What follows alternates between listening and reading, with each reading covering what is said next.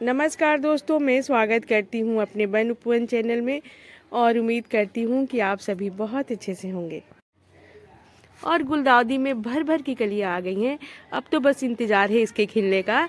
जब ये खिलेगा तो मानो एक गुलदस्ता की तरह ये तैयार हो जाएगा, जिसे देख के बहुत ही अच्छा लगेगा। और गार्डन में बहुत ही रौनक होने वाली है गुलदाउदी के फूल खिलने के बाद। और लगभग सारे ही प्लांट में बहुत सारी कलियां आ गई हैं, जो जाड़े के सीजन वाले प्लांट हैं। तो इस पल का इंतज़ार तो हम सभी को रहता है जब हमारा गार्डन फूलों से भर जाता है।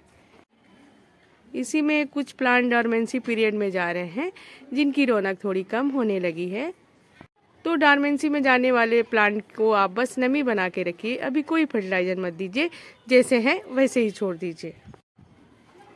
और जिनिया में भी भर भर के फूल खिल रहे हैं और गुड़हल में भी अब बहुत सारे फूल आने लगे। हाँ, ये हाइब्रिड वाले प्लांट है गुड़हल के, जिसमें सर्दियों में बहुत ही अच्छे फूल खिलते हैं। और हमारी जीनी धूप में आके बैठ गई हैं। जब मैं आप लोगों से जिक्र कर रही थी कि जीनिया के प्लांट में बहुत सारे फूल आ गए हैं, तो ये सोच रही थी कि इन्हीं को बुलाया जा रहा है। जब मैं छोटी थी तो अक्सर अपने घर के बड़े लोगों से सुना करती थी कि घर में यदि दही ज़्यादा दिन की हो गई या दूध फट गया तो पौधों में डाल दो।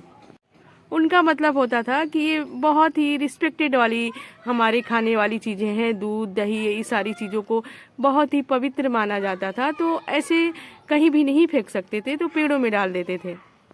जब यूट्यूब का ज़माना आया तो पता चला कि पेड़ पौधों के लिए ये कितने ही असर करने वाले ये सारी चीज़ें हैं और कितने फायदेमंद है। उस समय तो लोगों को ये नहीं पता होता था कि हाँ, ये पौधों के लिए आवश्यक है, या क्या पता भी होगा, तो मुझे नहीं पता था। मैं तो बस यही करती आती थी कि जैसे ही दूध फटा या दही बहुत दिनों की हो गई तो ले जाके पौधों में डाल दिया। छाछ में भर भर के आयरन, कैल्शियम और प्रोटीन पाया जाता है, जो कि हमारे पौधों के लिए बहुत ही अच्छा होता है। यदि आपके पौधों में फल नहीं आ रहे हैं या कलियां नहीं बन रही हैं, फूल नहीं खिल रहे हैं, तो यदि आप हर 15-20 दिन में इसका प्रयोग करते हैं तो भर भर की कलियां आने लगेंगी, फूल खिलने लगेंगे। या जिस पौधे में फल नहीं आ रहे हैं उसमें फल भी आने लगेंगे। तो ये हमारे पौधों के लिए बहुत ही ज़्यादा उपयोगी है। और यदि आपकी मिट्टी में फंगस लग रही है तो इसमें भी ये बहुत ही ज़्यादा कारगर होता है और धीरे धीरे हमारी मिट्टी को ये उपजाऊ बनाता चला जाता है।